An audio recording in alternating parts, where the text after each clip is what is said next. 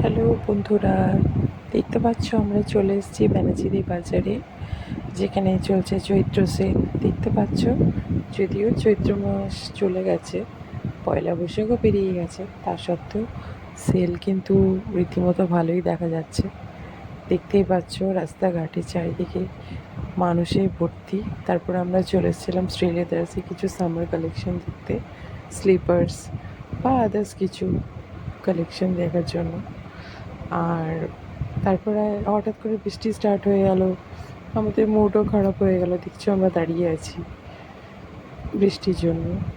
বৃষ্টিটা বেশ জোরে নেমেছে, ঝমঝম করে বৃষ্টি হচ্ছে, রাস্তাঘাটের লোকজন সবাই দাঁড়িয়ে পড়েছে, দোকান বাজার প্রায় সব যে যেখানে যাওয়ার যাচ্ছে ঠিকই, কিন্তু হেঁটে ঘুরছে যারা যারা আমাদের মতো, তাদের খুব অসুবিধা হচ্ছিল।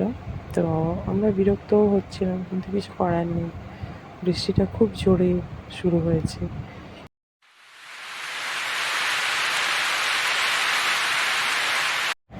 দেখতেই পাচ্ছ বন্ধুরা, কীভাবে বৃষ্টি হচ্ছে, ভালো লাগছে না। এরপর আমরা চলে গেলাম V2-তে, V2-র কিছু কালেকশন দেখার জন্য।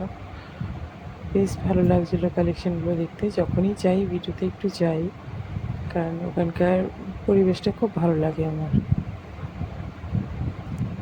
তারপর বাস লেট হয়ে গেছিলো, বাড়ি থেকে বারবার ফোন আসছিলো, তো আমরা যথারীতি বাড়ির জন্য বেরিয়ে পড়লাম। আর বৃষ্টি হওয়ার পর ওয়েদারটাও বেশ ঠান্ডা হয়ে গেছিলো।